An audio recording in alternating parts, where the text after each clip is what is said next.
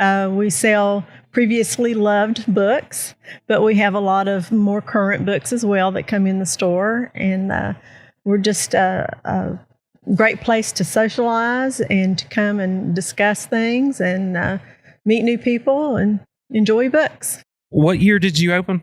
We bought the store in 2016. It was already a bookstore, and we purchased it from the previous owners. Mm-hmm. What was the previous bookstore there? It was previously called Dayfly Books and Collectibles. So they not only had books, but they had quite a large array of collectibles and clothing. And when we purchased the store, we only wanted the books, and that's what we took. Very cool. So how many books do you have? Thousands and thousands. I couldn't give you a specific number. Right. In the when you set up things, did you have some kind of cataloging system, or was it already in place when kind of you took it over? When we took it over, it was not quite as organized as we have it now, and there was no cataloging system in place. Things were sort of grouped by genre. We came in and got things more organized. Everything is organized by genre and then alphabetically by author. We have different sections of the store set up, especially in the new location. We have a hallway with the exposed brick wall from the building that houses our classics section and Shakespeare and biographies and everything that's very literary related as far as critiques, essays, poetry, drama. Right. Awesome. So when you started, did you have any kind of business background, or was this always a dream project? It was always a dream, and it just sort of fell into my lap. I did not have any previous business experience whatsoever, so I took a giant leap of faith, and I knew it was something I needed to do. It wasn't something I just wanted to do. I needed to do it. And I just jumped in with both feet and kind of learned as I went along the way. Right. And what was that learning process like? Scary. But, if you have certain research skills and, internet skills, you can find the answers to pretty much any question you have.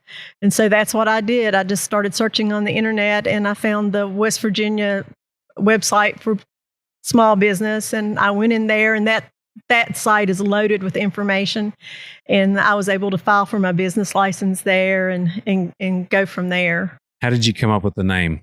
Well, that was probably one of the hardest parts of getting started.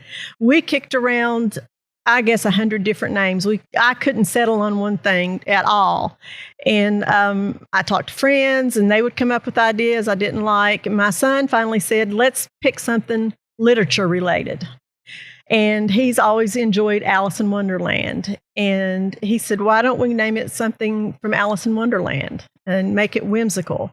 And so we finally came upon the Hatter's Bookshop. And a lot of people want to call it the Mad Hatters, but it's not the Mad Hatters. It's just plainly the Hatter's Bookshop. And I had a friend who has a degree in graphic design who designed a wonderful logo for me for free. And free is always great when you're in a small business. And it's a really nice logo, and it identifies us very well. And so that's how that all came about. Right. Do you have a love for reading? Is that kind of where this stemmed? A very strong love for reading. It began when I was a small child. My dad would come home from work, and I don't know if you've ever read To Kill a Mockingbird, but Scout would get up on Atticus's lap every evening and read. Mm-hmm. They'd read together, and sorry, I get a little choked up when I think about this. And that's what my daddy did with me. When he would come home from work in the evenings, I'd get up on his lap before I ever started school, and we would read together. And so my love of reading goes back to my very early childhood. Right. So it's, more than just a business for sure. It's a passion and memories. So it's nostalgic. It is. It is very strongly. Every time I hold a book in my hand, I think not only about the story within its pages, but I think about where my love of reading began, and it always goes back to my dad. Mm-hmm. So it's not just walk-in traffic. You developed a revenue stream through online sales? Yes, absolutely. And I think that's very necessary for just about any small business these days, because a lot of people, that's the way they shop. And but I did my research before I bought the bookstore, and I found out, there were in the age of technology with e-readers and with audio, I wanted to make sure that this was something that was viable. And I found out that people missed holding a book in their hands. They missed flipping the pages. They missed going into the bookstore and browsing. So the trend is back toward coming into a brick and mortar store and away from the online so much. And independent bookstores are on the rise. Their profits are on the rise. The last 2 years have shown an increase. So, and we're part of that.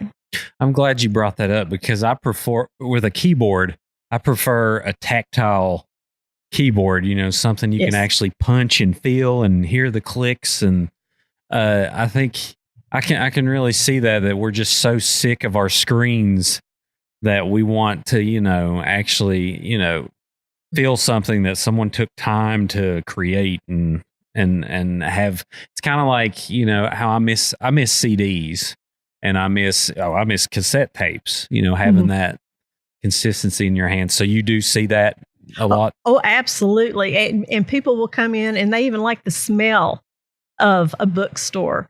And some bookstores smell a little more musty than others. Ours doesn't have that mustiness because, to be honest with you, I'm a neat freak. Every book that comes in that door, I wipe down before I put it on the shelf. So we don't get that heavy mustiness that you smell in a lot of bookstores. Plus, we sell incense, and so they smell that as well.